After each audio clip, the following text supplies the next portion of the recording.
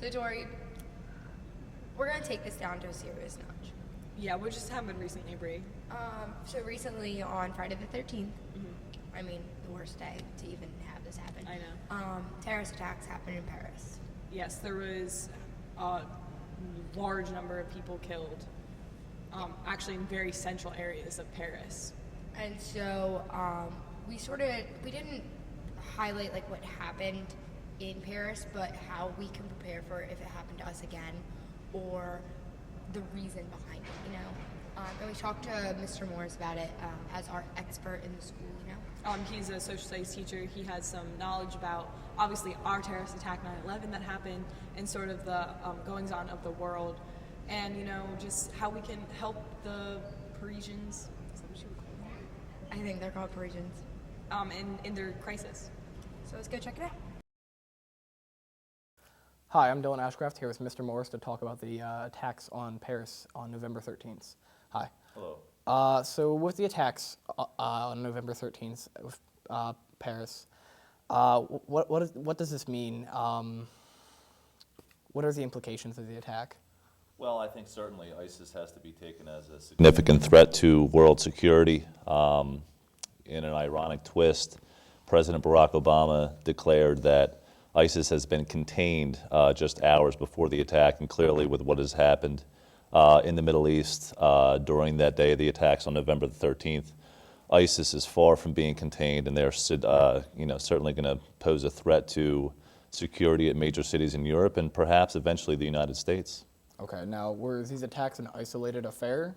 Prior to this incident, I don't know how many months ago, maybe it was 6-7 months ago, there was a cartoon incident where a company produced a cartoon that depicted an image of Allah, which is offensive to the Muslim people of the world. In retribution for that, a terrorist group stormed the business place and murdered, I want to say, about a dozen people that worked there. And also you saw images of the attack afterwards of the gunmen walking around the streets with AK-47s, and they didn't seem to fearful about anything. And I think part of that has to do with Paris as a target, not just being in a renowned city and, you know, a lot of historical things that have taken place there, but the police do not carry weapons. Okay. At least they don't carry guns in Paris, which I think made them a bit of a soft target. So I think, you know, I wasn't surprised to see a terrorist attack in Paris like we saw just the other day. Okay, and because of the newspaper event, and as well as to what just happened was on November 13th, which I understand it wasn't just like one attack, it was a series of multiple, or a series of small attacks that built up. Has France taken any measures to ensure that this can't happen again? I think they have. I mean, certainly the day of the attack, they closed the border, so you could not get in and out of France without going through a checkpoint. I believe they kept the airline system in check. I don't believe that changed in any particular way. But as far as I know, at least the latest reports reported that there was 8 terrorists responsible for the attacks in November, on November the 13th. 7 have been killed and 1 was still at large. So certainly there's going to be attention put into finding that person that's, you know, still at large. I know, I don't want to say it's gone as far as martial law where the military is in control of the country, but I think at the major historic sites around the country, there is a much stronger police presence and a much stronger military presence to ensure that they're not as soft a target as they were just a couple of days ago.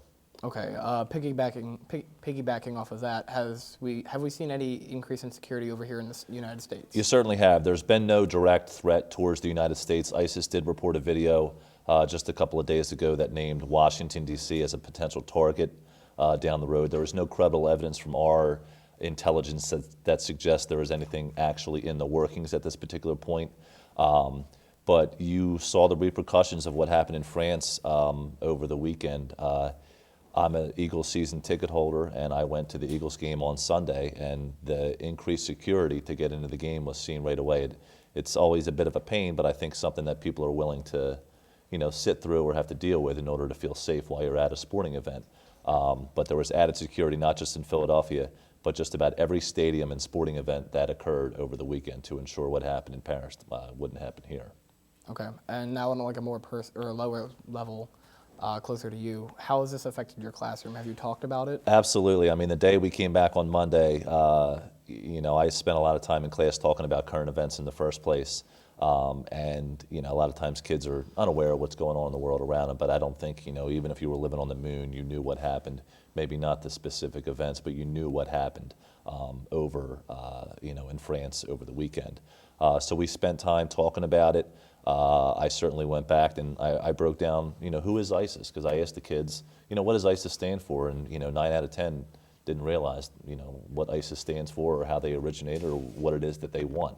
So I think, education here is is the first key to get the kids to understand this is what ISIS is, this is what they want. I certainly, as a teacher, will present my own point of view when it comes to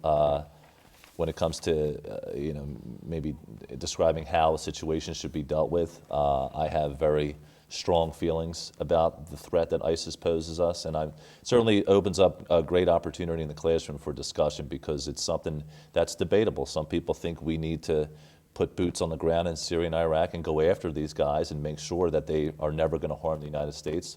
Whereas other people think, well, let's secure the borders and ensure that just the United States is taken care of, and we'll kind of turn a blind eye to what's going on in the rest of the world.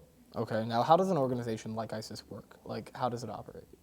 ISIS, it's funny how they, kind of originated as former Al-Qaeda members from around 2006. They existed in Iraq and obviously have spread to Syria since. Their financial base is in the country of Mosul, which is in Iraq. And basically what they do is they're like pirates on ground. They seize oil fields and they use the proceeds from these oil fields to fund their particular beliefs. Their actual headquarters or capital is in Raqqa, which is in Syria. And it's these places now that when we talked about France earlier, the United States and France have began to bomb these particular cities to try to, get a little bit of retribution, based upon for what happened, just a couple of days ago. But, another thing that we learned from the attacks is their communication techniques. And I believe in Belgium, they discovered that they believe they were able to coordinate the attacks through the use of Sony PlayStations. And I'm not very well versed when it comes to video games and how you communicate through video games, but from what I understand, when you communicate playing video games, there is no record of it, and if you send a text message, it's something that can be deleted. So they believe the attacks were so coordinated and went under the nose of the intelligence because of this ability to communicate without intelligence know anything about it, which the video game system, allows. Okay, now what are the differences between Al-Qaeda and ISIS? I tell you, when Al-Qaeda says that this group's a little too radical for me, then you're dealing with quite a radical organization. Both have similar goals. They want to punish the United States and they want to punish the Western powers for their influence in that part of the world. What it is exactly that ISIS wants is a caliphate, which is an Islamic state. If it's up to them, it's the entire world that is under ISIL rule. That's something I should have probably mentioned too. ISIS and ISIL. Remind me to bring that back up, in a second here if you can. But they want a caliphate, which is one basic strict Islamic state throughout the Middle East. But preferably, they'd like those boundaries to spread as far as possible.